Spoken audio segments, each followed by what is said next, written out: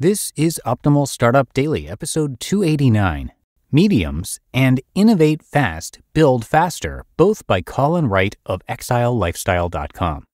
And I'm your host and narrator. My name is Dan, and I am here every single day reading to you, including weekends and holidays. And what we bring you on this podcast is some of the best blogs that cover entrepreneurship, freelancing, and related topics.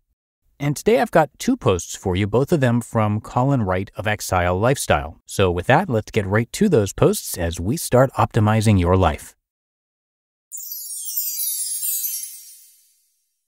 Mediums by Colin Wright of ExileLifestyle.com. Our creative work is shaped by the mediums through which we transmit it.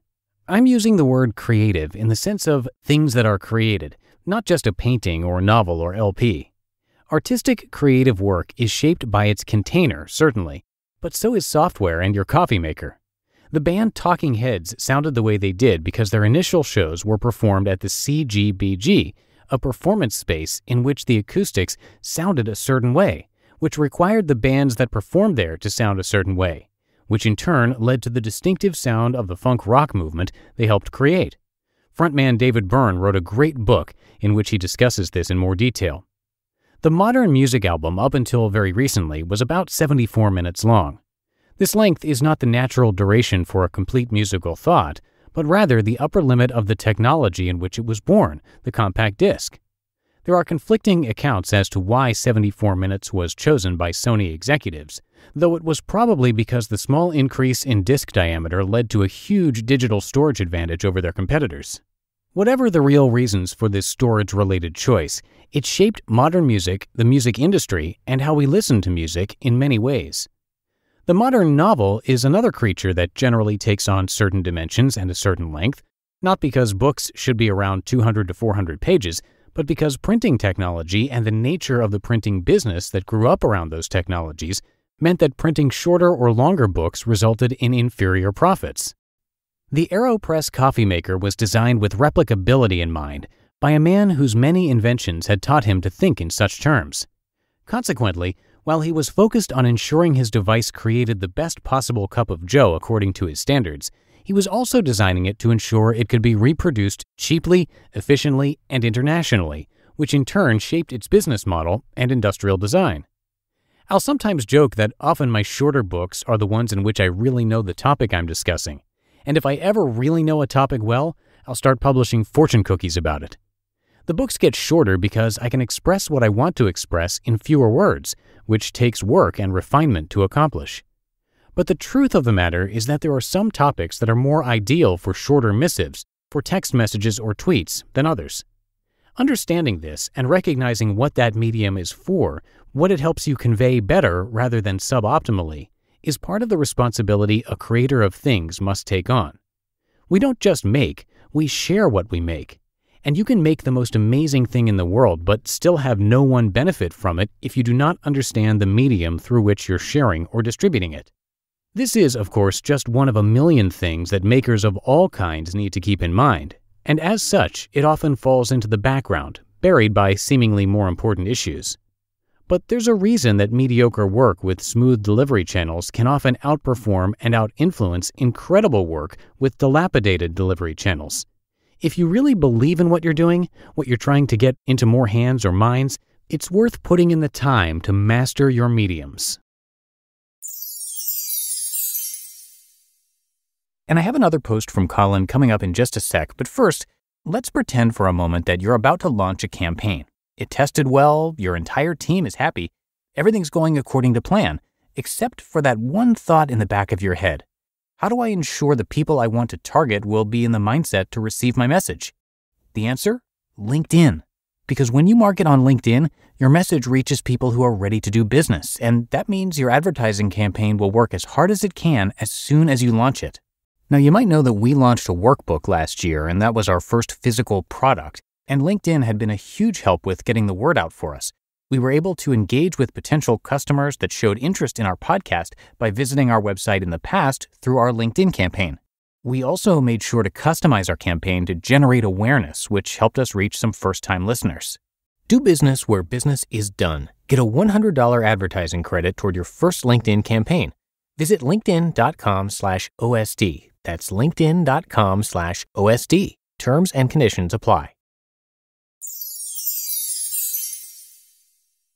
Innovate Fast, Build Faster by Colin Wright of ExileLifestyle.com. It's smart to plan if you have the time to do so. Working out as many details as possible, getting the right business plan written up, the right people involved, the right stationery designed. You don't really have nearly as much time as you think you do when you're starting a business.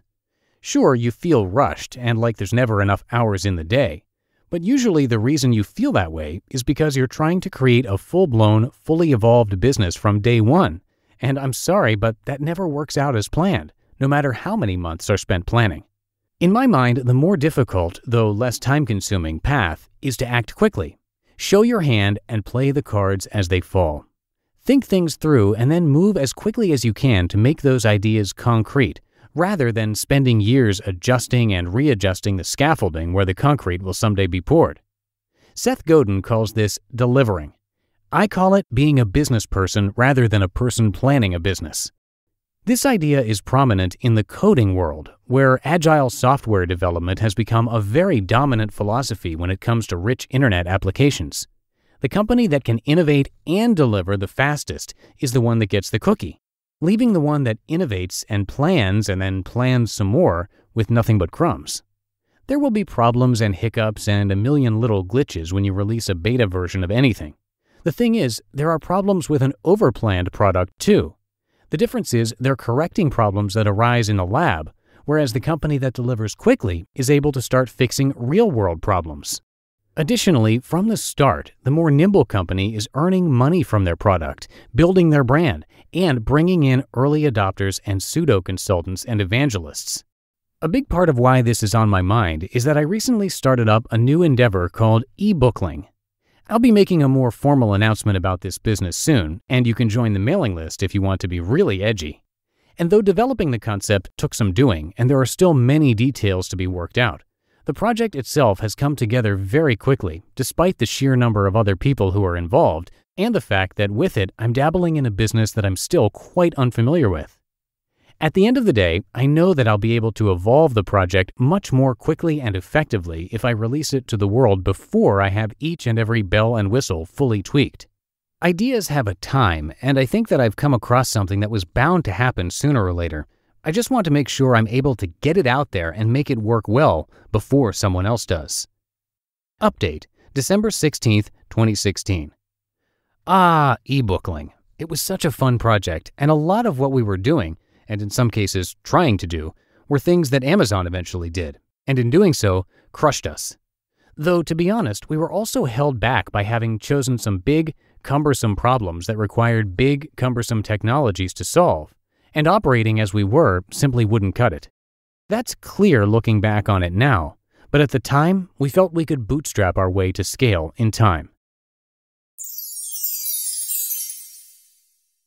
You just listened to the posts titled Mediums and Innovate Fast, Build Faster, both by Colin Wright of ExileLifestyle.com. Thank you to Colin. He is an author, speaker, and full-time traveler since 2009. Since then, he's mostly chosen where to live by polling his audience.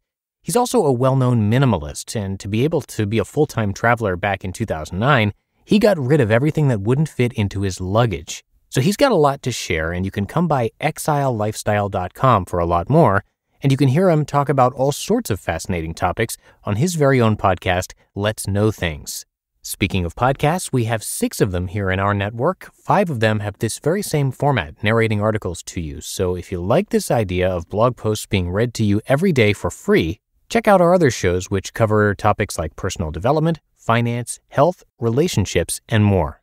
Just search for Optimal Living Daily wherever you're hearing this to find all of those shows, or you can always come by oldpodcast.com to learn more about them. That's oldpodcast.com.